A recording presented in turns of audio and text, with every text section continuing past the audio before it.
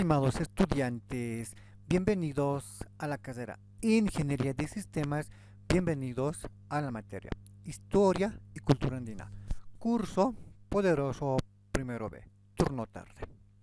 En esta oportunidad vamos a desarrollar en diapositiva 3.4 la última parte de la unidad número 3 titulado La aparición del hombre.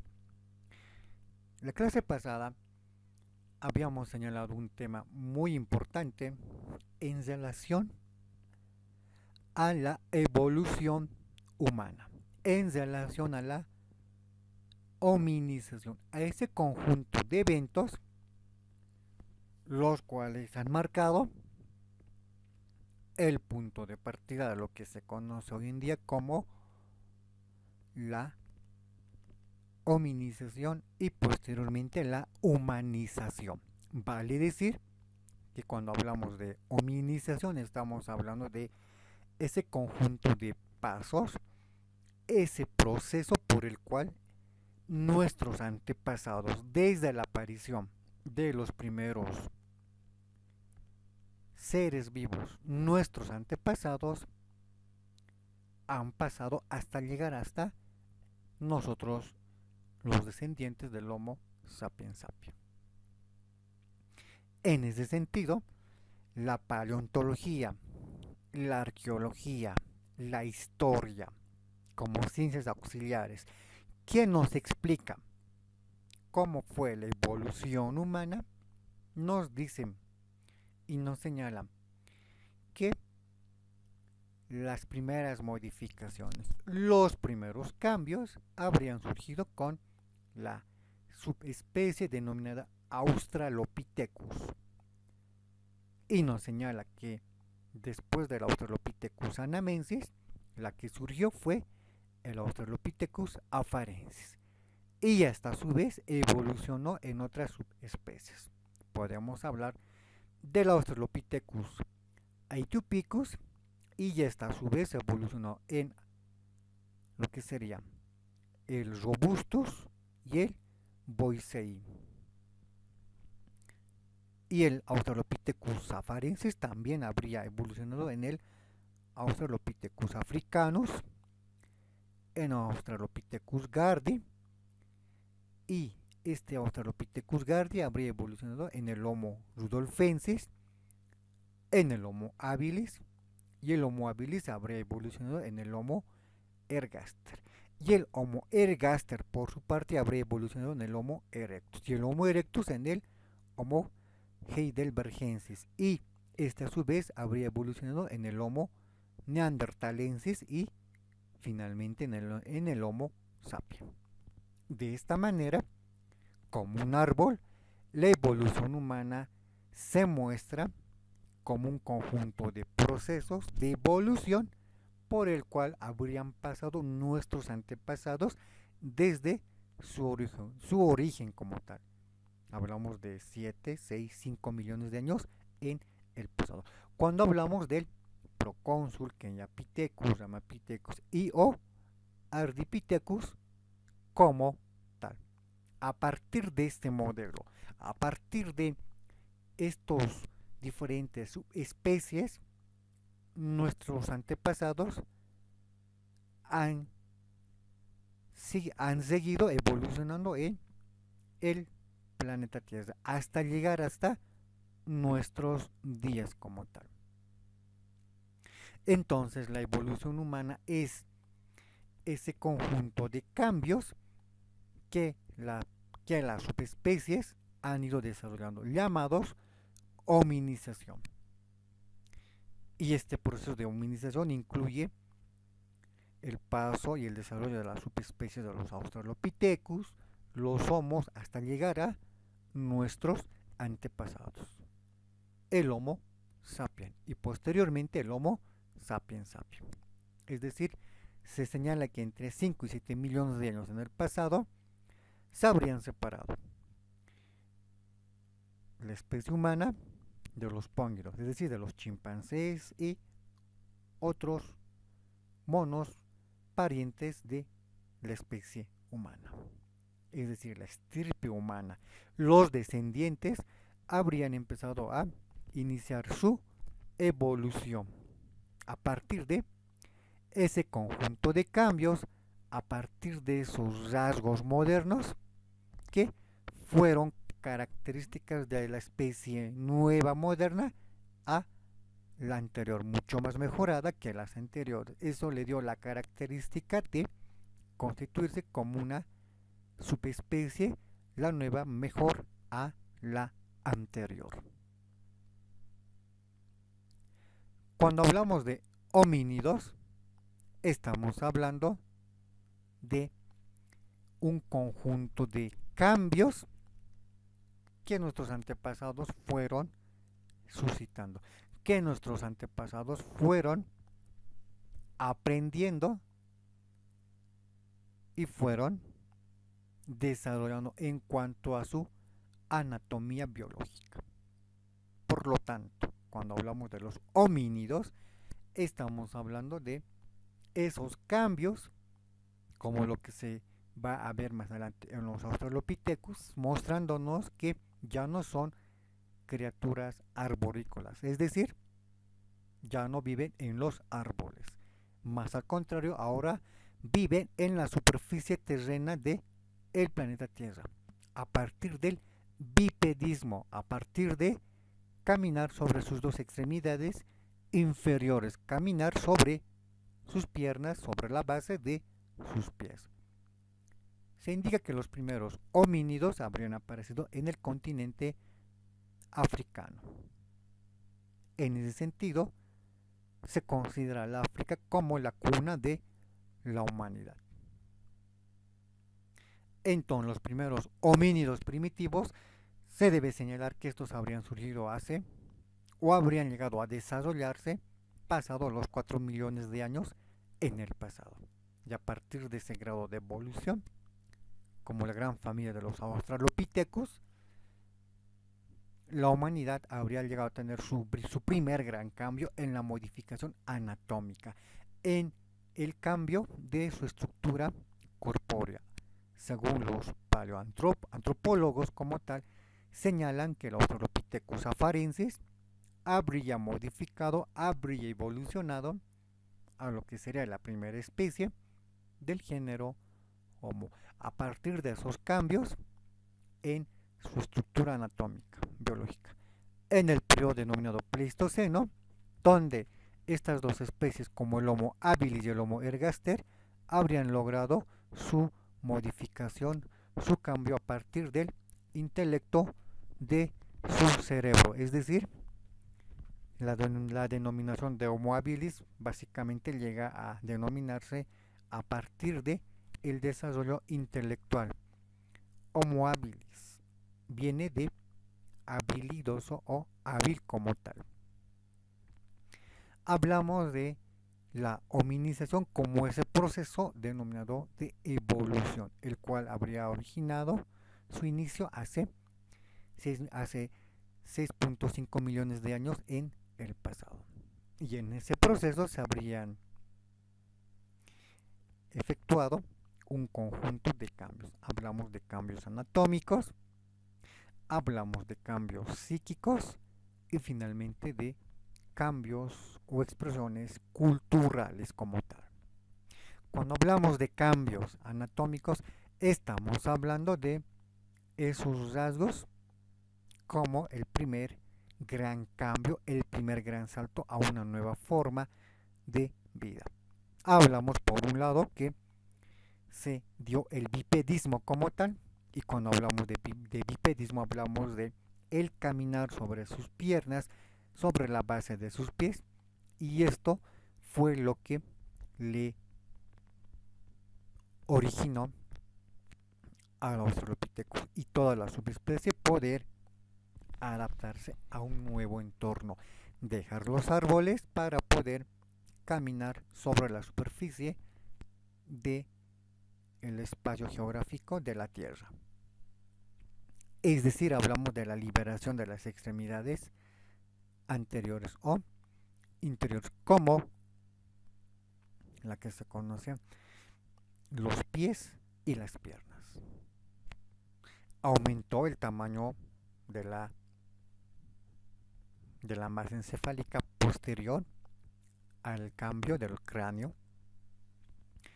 Aconteció una disminución de lo que sería la mandíbula saliente, lo que se conoce en los animales como la quijada, en el ser humano como la mandíbula. Se dio un cambio psíquico porque el hombre empezó a generar conductas nuevas, instintivas, relacionadas con su alimentación, relacionadas con su entorno, con el peligro, y lo más importante, empezó a desarrollar lo que sería sus primeras formas de expresión mediante un lenguaje rudimentario, el mismo que se fue produciendo a partir de el o la emisión de sonidos que podían traducirse como gritos, como golpes, entre otras formas de emitir ese conjunto de códigos que llegaron a tener un determinado significado, ya que los gritos o el ruido con algún objeto podía significar peligro o avistamiento de algún animal para ser cazado y o pescado, en el caso de los peces en lugares cercanos a ríos, lagos o al mismo mar. Esto le obligó a desarrollar la racionalidad, es decir, el poder razonar, el poder pensar rudimentariamente sobre la búsqueda de soluciones a problemas de su entorno, problemas relacionados con la alimentación, problemas relacionados con la comunicación, entre otros factores. Y naturalmente a ello se va a vincular el desarrollo de la inteligencia como tal, a partir de la modificación, sobre todo en el Homo habilis, del cerebro, del mayor tamaño del cráneo, la masa encefálica, la bóveda encefálica, y naturalmente esto le va a poder permitir una mayor capacidad de abstracción para un mejor análisis de su entorno y de poder cubrir algunas necesidades básicas como la alimentación, como la vestimenta, en sus diferentes facetas. Y finalmente tenemos la evolución cultural. La evolución cultural en la hominización, la cual se va a traducir en el diseño, en la construcción de herramientas y todo tipo de utensilios útiles destinados a mejorar la vida de los primeros homínidos. Y con el Homo habilis, utilizando la piedra como herramienta básica, se va a encontrar una herramienta básica. Y cómo no, apreciar las manifestaciones artísticas rupestres como el pintado en las diferentes cuevas y o cavernas en lugares donde las diferentes subespecies llegaron a habitar en su proceso de evolución. Y esto naturalmente ha conllevado a un progreso científico en los diferentes homínidos, en el uso de herramientas como el Homo ergaster, y esto va a constituir esa parte esencial de lo que se conoce como la evolución humana. Entonces debemos señalar que los homínidos como tal, según el registro fósil de los primeros restos de huesos fosilizados, pertenecen o se remontan al periodo del Plioceno. Hablamos de hace 6.5 millones de años en el pasado, donde se aprecia la principal e importante característica, el bipedismo, es decir, el caminar sobre sus piernas, sobre la base de sus pies, y erguidos naturalmente. Vale decir que el proceso de la hominización es un proceso el cual ha conllevado muchos millones de años en el pasado, tiempo en el cual el hombre apareció en una nueva subespecie, y una nueva y otra y una nueva, y cada nueva subespecie presentó cierta modificación mejor que la anterior, y eso le ha permitido a la nueva subespecie poder sobrevivir en un entorno que constantemente iba presentando cambios climatológicos, cambios en el clima, cambios en el descenso o aumento de temperatura, cambios en la humedad y en otros factores, lo cual le permitió a una subespecie subsistir y a otras desaparecer y o extinguirse como tal. Si recordamos la clasificación de los primates, debemos señalar que este cambio separó a los prosimios de los antropoideos, donde forma parte el ser humano, juntamente con el chimpancé, el gorila, el orangután, el gibbon. El hombre forma parte de este grupo, de los antropoideos como tal.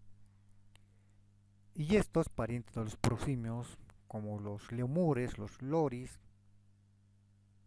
forman parte de ese primer grupo de seres vivos, los cuales el hombre fue uno de los que se destacó por mostrar ese grado de evolución como tal, ese grado de desarrollo que le ha permitido llegar hasta nuestros días como una de las o como una especie la cual ha podido subsistir a partir de esas manifestaciones denominadas rasgos de desarrollo de la hominización. Es decir, en sus inicios el hombre tuvo ese inicio, pero en algún momento entre 5 y 7 millones de años en el pasado, el hombre se separó y empezó su desarrollo de manera independiente, de manera particular, hasta nuestros días, partiendo en el procónsul Oqueñaquinapithecus, Ramapithecus o Ardipithecus, pasando por los diferentes Australopithecus, pasando por los Homos hasta llegar al Homo sapiens sapiens. Y para ello se utiliza a la cronología, ciencia que estudia el tiempo y el tratado. Y en compañía con la biocronología, otra ciencia que se ha conformado por la biología y el tiempo, se trata de explicar cómo la hominización tuvo su paso por la faz de la Tierra. La cronología, que es otra ciencia auxiliar, la cual trata de estudiar el tiempo en base a fechas, en base a acontecimientos importantes, los cuales han marcado trascendencia en la explicación de la naturaleza de los homínidos por parte de la ciencia. Y la biocronología como ciencia también se va a apoyar en otra ciencia denominada métodos de datación. ¿Y qué es método? Método es un proceso para alcanzar un fin. Se puede comprender también al método como un camino para llegar a un determinado fin. Así como podemos apreciar en las tres imágenes inferiores, izquierda, central y derecha, y la imagen superior de la derecha, podemos apreciar que estamos haciendo énfasis en lo que sería relacionado con un camino, una avenida, un determinado espacio geográfico que nos muestra, que nos indica cómo podemos llegar de un punto a otro punto. Y precisamente método es un camino para llegar de un punto a un punto B. En términos de explicación científica relacionada con la hominización, se habla de buscar un camino para llegar a explicar cómo surgió el proceso de la hominización, el proceso de la vida como tal. La biocronología y los métodos de datación también hacen relación a datación. ¿Y qué es datar? Datar es fijar, hallar la creación de un suceso histórico, el inicio de la vida, el inicio biológico de un ser vivo como tal. Si queremos hablar de la datación de un hecho histórico, podemos hablar como ejemplo de la Primera Guerra Mundial. Podemos hablar de un evento que pasó en 1941, el ataque al puerto de Pearl Harbor, donde la flota norteamericana sucumbió al ataque japonés, y para buscar esta respuesta podemos acudir hoy en día a revisar archivos, periódicos, fotografías, imágenes, bibliotecas, mapotecas y demás. Son elementos que nos van a mostrar y nos van a dar información sobre nuestro tema de investigación, sobre un hecho social, un hecho histórico.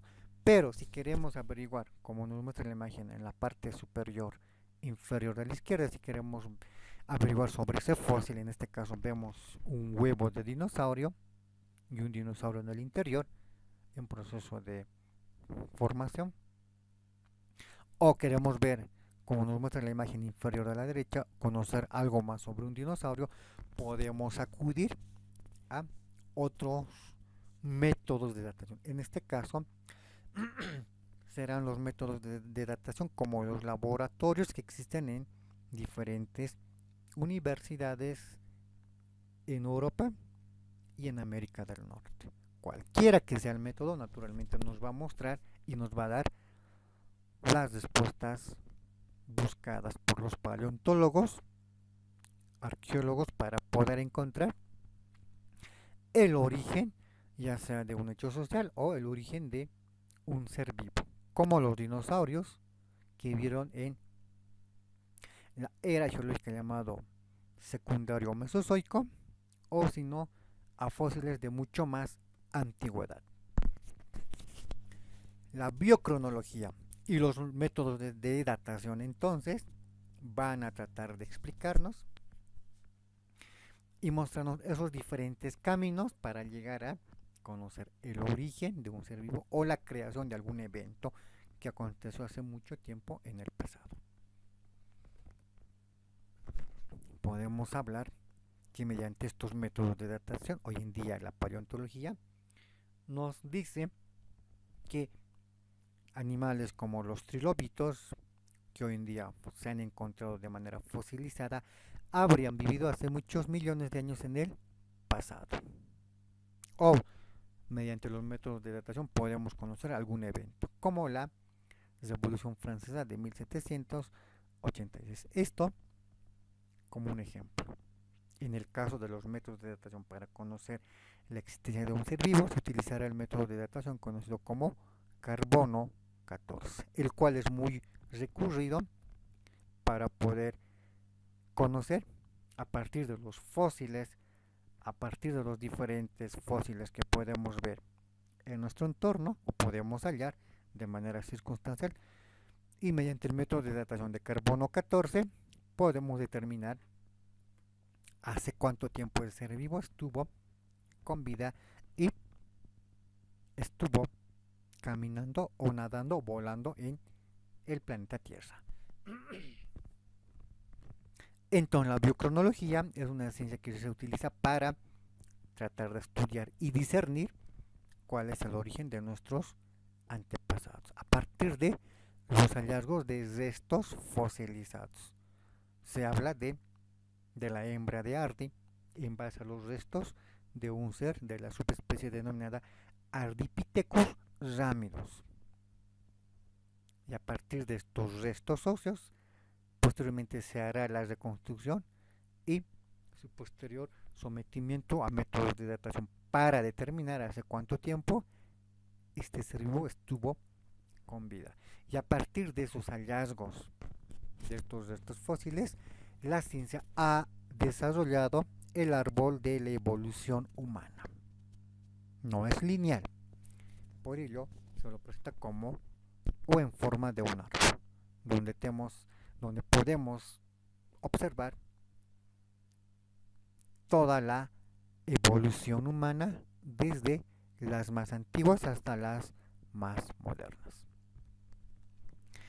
Por lo tanto, la biocronología entonces nos va a mostrar esa periodización de los primeros homínidos, hominoideos, como también se los denomina, señalando a los grupos de los primeros homínidos denominados hominoideos como el Kenyapithecus, Zamapithecus, Silvapithecus, por ahí el procónsul, y a la gran variedad de los Australopithecus, como el Australopithecus ramidus, anamensis, afarensis, africanos, gardi, Aethiopicus, boisei, robustus y el Cediva, con quienes, con quienes la modificación va a ser anatómica y luego se pasará a otra evolución, al de los homínidos. Entre ellos podemos hablar del Homo habilis, rudolfensis, ergaster, erectus, para pasar al Homo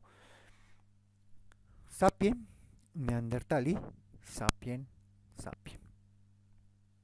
Entonces la biocronología como ciencia auxiliar nos va a mostrar cómo fue el paso de evolución, de desarrollo de los primeros homínidos hasta llegar a lo que fue la subespecie de la especie Homo, el Sapiens sapiens, hasta nuestros días. Incluso hoy en día se habla de que hemos entrado a un nuevo grado de evolución denominado la era virtual.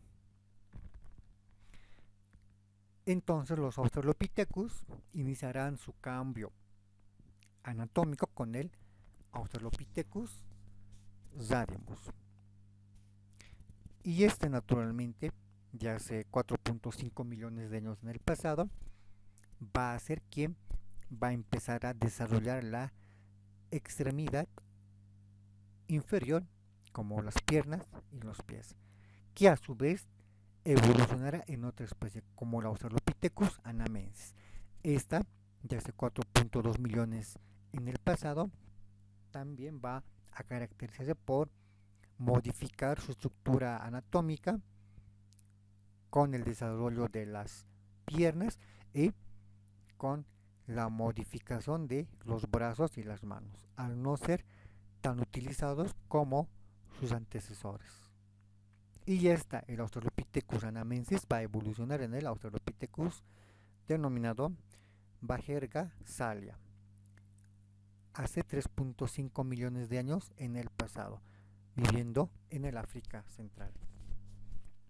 En este primer grupo de Australopithecus, todos van a presentar un parecido similar, parecido a un simio, a un primate, ya que el cambio que ellos van a empezar a mostrar será relacionado con la anatomía, con el cuerpo como tal. Y el Australopithecus Bajerga-Salia va a evolucionar en el Australopithecus afarensis. Y el afarensis de hace 3.6 millones de años en el pasado evolucionará en el Australopithecus africanus de 3.5 millones de años en el pasado. Y el Australopithecus africanus evolucionará en el Australopithecus gardi de hace 2.5 millones de años en el pasado. Y este Australopithecus con el boisei van a mostrar ese cambio en el cerebro.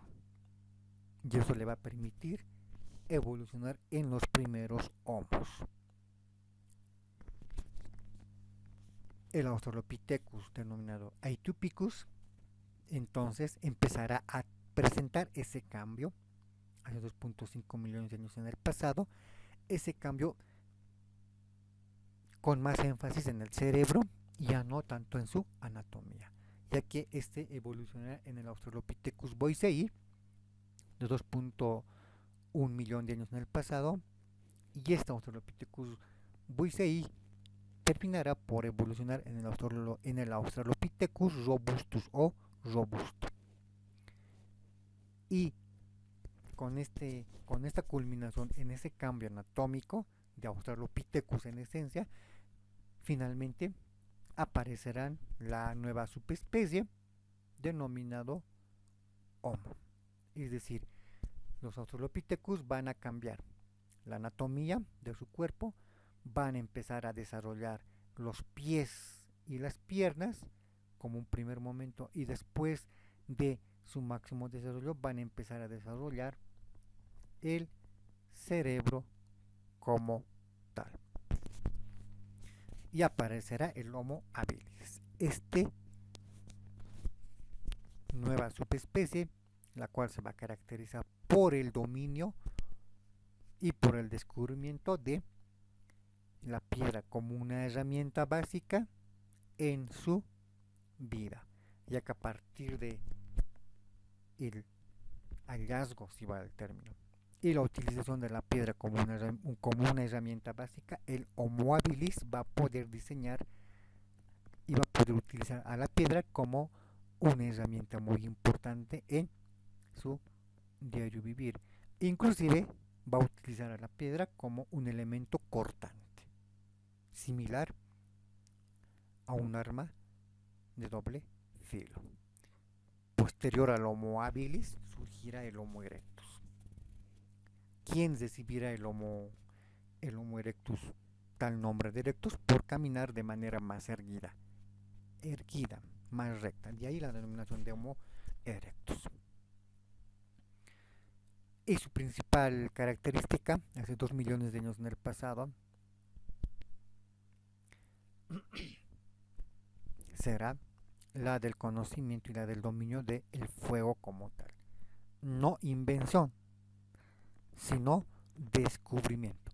El fuego, que va a ser y que ha sido muy recurrente en el planeta, producto de los rayos, los truenos, o en el caso de las erupciones volcánicas, el fuego va a ser un elemento que el Homo erectus lo va a descubrir y lo va a utilizar en su beneficio. Toda vez hasta antes de este descubrimiento, el Homo habilis y los diferentes Australopithecus van a presentar un sistema de alimentación muy diferente, sobre todo en los animales cazados, con el proceso de alimentación, carne cruda. Pero a partir del descubrimiento de fuego con el Homo erectus, el hombre utilizará el fuego para la cocción de la carne, lo cual va a cambiar de gran manera su alimentación. El Homo erectus, por su parte, evolucionará en el Homo ergaster. El Homo ergaster, que se va a caracterizar por la construcción de diferentes herramientas hace 1.9 millones de años en el pasado, herramientas que le van a permitir poder mejorar la cacería, la pesca de una gran fauna destinada a su alimentación. El Homo rudolfensis va a perfeccionar hace 1.7 millones de años en el pasado, y las herramientas las va a utilizar sobre todo en una gran técnica desarrollada de la caza de animales. Y el Homo rudolfensis también va a desarrollar en el Homo neandertal o en el neandertalensis como tal. Y este va, hace 300.000 años en el pasado, va a subsistir en lo que serían las glaciaciones como tal, los glaciares como tal. Y después del incremento en temperaturas y del descenso y la desaparición de los glaciares, el Homo neanderthalensis va a evolucionar en el Homo sapiens. El Homo sapiens, hace 120.000 años en el pasado, mucho más moderno, va a desarrollarse en el hombre de Cro-Magnon y en el hombre o en el Homo sapiens sapiens. Así, de esta manera, la hominización va a culminar hasta nuestros días.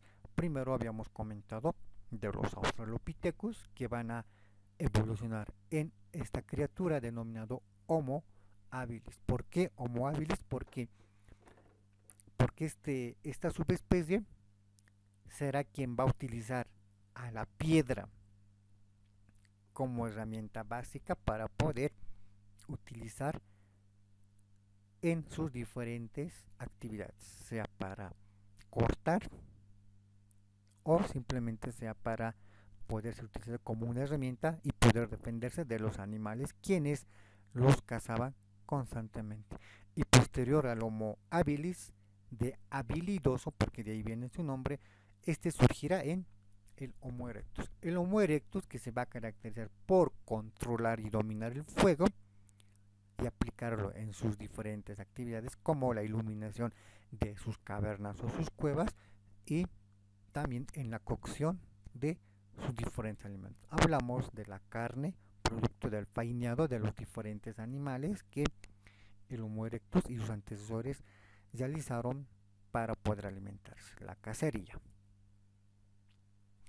Y el Homo neanderthalensis o el neandertal, este ser que va a poder adaptarse fácilmente a los glaciares, pero que se va a ver opacado cuando los glaciares retrocedan, se va a ver amenazado con el origen de una nueva subespecie. Hablamos de el Homo sapiens.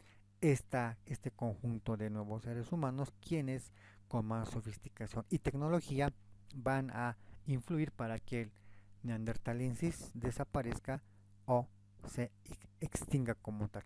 Por lo tanto, debemos señalar entonces que la hominización fue ese conjunto de pasos, ese conjunto de cambios, de modificaciones que todas las subespecies lograron desarrollar en relación a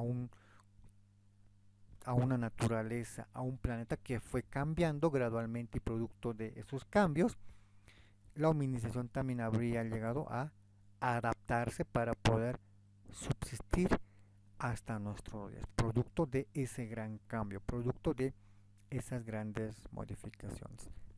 Aquí terminamos la unidad número 3. Aquí terminamos la clase de hoy. Tengan todos ustedes muy buenas tardes, un mil bendiciones y muchas gracias.